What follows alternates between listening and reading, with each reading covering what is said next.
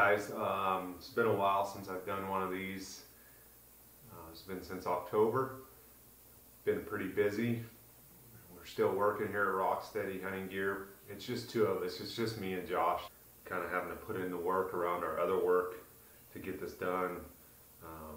It's been a little bit of a challenge, but we're getting there. So last video I updated, I just went and watched it, was about the beta testing, getting basically your application in for beta testing, and then selecting the beta test.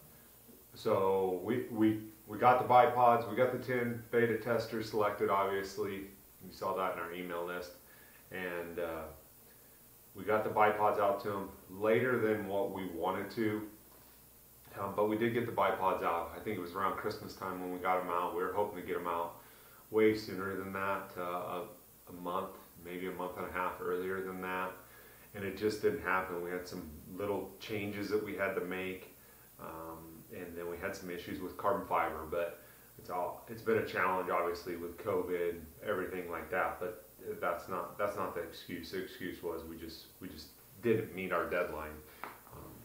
Right now, we're getting some good feedback from those guys.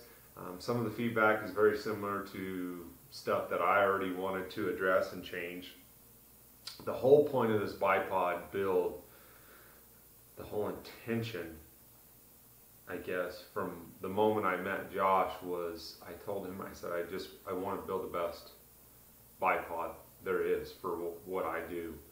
And with that, I get a lot of questions regarding price, and we don't have a price point right now. When you're building something and you're building it to be the best, you don't start with price. You don't look at your competitors. You basically set out to make it functional and to make it operate how you need it to. So we don't have price points right now. When we get price points, you guys will be the first to know. With that being said, I just want to talk a little bit more about some of the things with the bipod. Everything, we got patent pendings on this bipod. I don't know how to say it. Josh has worked his tail off to fit in all the demands that I wanted, for a bipod. And one of the challenging parts has been to not lose long range accuracy in the prone position while still allowing your bipod obviously to fit a 6'3" dude's height when he's sitting on a slope. So that's been the challenge. And amongst other demands, I wanted it light. I wanted it to be basically lock in different positions. So, like the can adjustment locks. So you can isolate the can versus it does have a half bowl or ball head. It's not a full ball adjustment on it. So you can basically 360 the bipod. It needed to be detachable, quick detachable. There's some other things as well. One of the things we're working on now are the leg locks and how we want them to function. We're also working on a foot cover, a rubber foot cover, so that way you have another option besides our aluminum spiked feet. And because and some of the beta testing, and I already knew this, when you sit on rocks too, it can be a little bit noisy when it's super calm out and you go to make that coyote stand, or if you're trying to set up on that animal and it's just dead quiet and you're like, shit, you want it to be quiet, and that's what the rubber feet do. Plus they grip just a little bit better on solid malachite rocks. Now obviously almost any other type of terrain, I think the aluminum feet that Josh has designed are the most versatile and grip really well. Obviously you guys know, you followed it enough, that we're going to make different sizes, because my size is not necessarily your size. I'm 6'3½", and I need a taller bipod. Most people over 6 feet are going to want the taller bipod, especially if you're 6'3" and up, because it gives you, you know, the height that you need. This bipod right here is set at 39 inches, and I'm in a stool, and you can see where it sits on me. Okay, if this bipod was the P234, which is basically built for you guys that are 6 foot and under, it would be too short. So I don't know why in the market today that no one's addressed body size as a thing, because it's, I mean, we're setting up to shoot a rifle. Here's 34 inches roughly. As you can see, I can get it done, but it's not comfortable, for sure.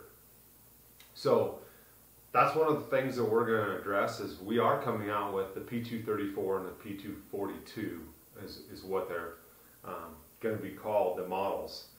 I'm not going to disclose everything that we're doing, but just know that there's going to be different leg heights, and your body size has a lot to do with it, and also hunting application, what you're hunting. So we will be pre-ordering the bipod. Our mentality, and basically pretty much any new company that does a pre-order looks at their pre-order customers as early stage adopters that obviously want the product, but for us, you're like an investor. You're investing in our business.